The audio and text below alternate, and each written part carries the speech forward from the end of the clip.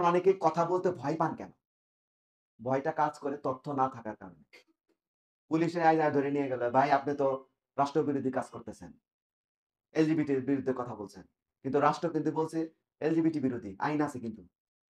কিন্তু আপনি তো করার পারবেন না। কারণ পুলিশও জানে না। পরে আমি আবিষ্কার করলাম যে তথ্য নাই। তারপরেই Facebook এ লেখা শুরু করলাম যে খালি বিভিন্ন ধরনের স্ক্রিনশট আমেরিকা, ইউরোপ কি হচ্ছে এগুলো জানতে হবে। কারণ আমাদের পত্রিকা তো একতরফা নিউজ ছাড়তেছে। দেখেন যেই সমস্যা মুভমেন্ট ৭০ বছর ৮০ বছর লাগছে আমেরিকা, সেটা বাংলাদেশে গোপনে হয়ে গেছে। আপনি কি মনে করেন এই যে শরীফার গল্প ইটস এ জাস্ট গল্প, আইন খসড়া হয়ে গেছে। এটা পৃথিবীর কোন দেশই কল্পনা করতে পারবে না। আর বাংলাদেশে যদি এই আইন পাস হয়, পৃথিবীর মতো এক নম্বর দেশ মুসলিম কান্ট্রি যে এলজিবিটি কে সাপোর্ট করছে। পাকিস্তানে একই ভুল করছিল। ২০১৮ সালে আইন পাস করে ফেলছে। ট্রান্সজেন্ডার আইন। ওই আইনটাই বাংলাদেশে নিয়ে আসছে পুরা ফটোকপি। পরে পাস হওয়ার পর আলেমরা বুঝছে এটা তো সমকামিতা। তারপরে তার কোর্টে মামলা হইছে। ৫ বছর পরে ওটা বাতিল হইছে। ওনারা আইন পাস হওয়ার পর সংসদে ভোট দিছে। আমরা তো মানবতার কাজ করব। পরে বলল তুমি তো সমকামিতার কাজ করছো। এমপিরা লজ্জায় মানে অনুতপ্ত হয়ে গেছে যে আমি তো ভুল করছি।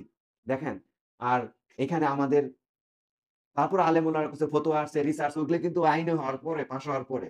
এখন তো পাকিস্তানের মতো দেশে শরিয়াত আইন আছে কোর্টের মধ্যে। বাংলাদেশে ওইটা নাই। একবার পাস হইলে ওটা অনেক ভেজাল হবে। এবং এভরিবডি নোজ এই যে আমার আইনজীবী ভাই আছে এখানে আছে, মুনান ভাই আছে।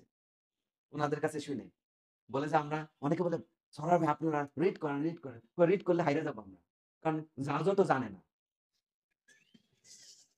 উকিলও জানে না। হ্যাঁ, উনারা বলে উনাদেরকে এডুকেট করার জন্য আমি টিম বানাইছি যে আপনাদেরকে তো সামনে ফাইট করতে হবে। ওরা ২০০০ আইনজীবী তৈরি করে রাখছে।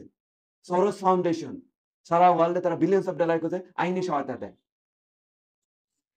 এদের সাথে আপনি কেমনে পারবেন?